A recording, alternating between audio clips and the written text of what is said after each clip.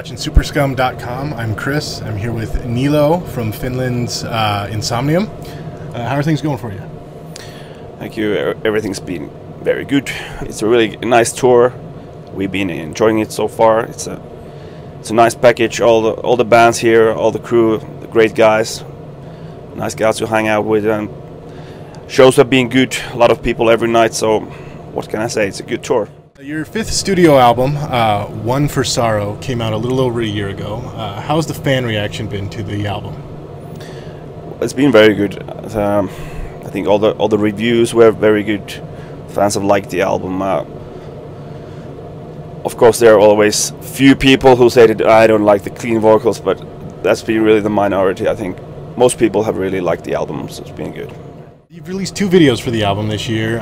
The more recent video was a live video shot at both Wacken and is it Tuska Open Air? Yeah. I guess, how'd you guys decide to do a live video, and how have the fans reacted to that video? I don't know how we decided. It was just that some of these were filmed. Well, Wacken was filmed, like they filmed everything there. So, and then they asked the bands, do you want this footage or not? And then, okay, we decided we're gonna make a video, so we got that footage. And the Tuska filming we set up ourselves, like in order to do this video at some point. I don't remember how it went. We already had shot like 2 normal music videos for this album, so we felt like it might be cool to have a kind of live video. Not more complicated than that.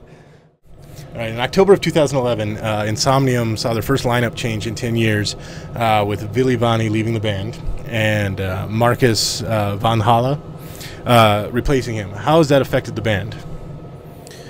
Well, of course, it wasn't easy for any of us. Like, Ville's been 10 years in the band. He's a really good friend of us, and so of course we all felt a little bad that he had to leave the band. But it was kind of the only choice we had at that point. Like, for a couple of years already, he had really struggled to like have enough time to do anything with the band. Like, he's a doctor, surgeon, and so it takes all his time really. It's a really demanding job, and so we all understood his side of the things, and then he was going to have his first kid, so that was the final thing for it, that things have to change now, so that's the reason. But with Marcus now in the band, everything's good, and he's an amazing guy and been a good friend of us for many years already. So of course there's some wheeling and dealing that we combine Omnium Gathering Room touring schedule and INSOMNIUM touring schedule and all that, but other than that, everything's great, and we enjoy this at the moment very much. The members of INSOMNIUM have a fairly academic background and have some time-consuming careers outside of the band. You are a program manager at a cultural center. Ville, who's still in the Ville F in the band, is a postdoctoral researcher.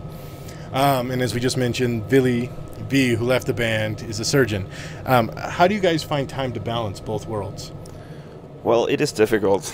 It's like the hardest thing in my life at the moment, really, like how to combine these. But at the moment, I wouldn't change this. I want to keep my day job, and of course, I want to keep doing the band as long as it's possible and it's still fun.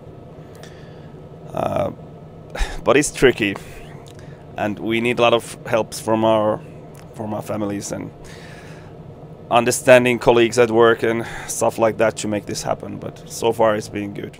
All the members of INSOMNIUM all have or are in the process of getting a college level education. Has that helped shaped what INSOMNIUM has become as a band? Well, yeah, of course. If you have some kind of education, of course it's in many ways affects you, what kind of person you are and how do you see the world, and so on and so on. So of course it has made the INSOMNIUM what it is today. But well, what can I say more? This year, 2012, is the 15th anniversary for Yeah. INSOMNIUM as a band. Are there any special plans to celebrate the anniversary? No. No. We just do these tours and try to have fun all the time. We celebrate it almost every night. So You guys have released an album just about every 2 years, starting with 2002's In the Halls of Awaiting. Can fans look forward to an album next year? I think we will have an early 2014 release. Very good. All right. Earlier this year, INSOMNIUM played 2 shows in China. How did these dates come about, and what was it like to play in China? It was really, really great trip all in all. There was this Chinese promoter who contacted our manager and proposed this couple of shows in China, and they talked for a long time, and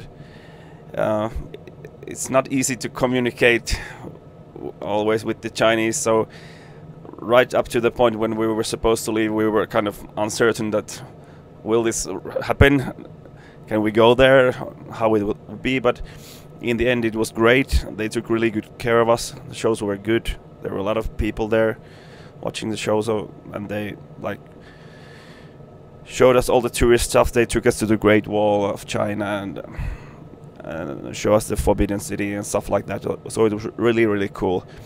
And then we also went to Tokyo with the same trip, and that was also awesome. So it was one of the best trips we've done, the Asian trip, yes.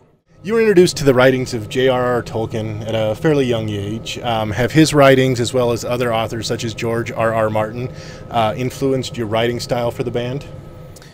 Yes, for sure they have, especially of course Tolkien, because already at such an early age I started to read this stuff, and it was the biggest reason that I got interested in reading and then writing something of my own.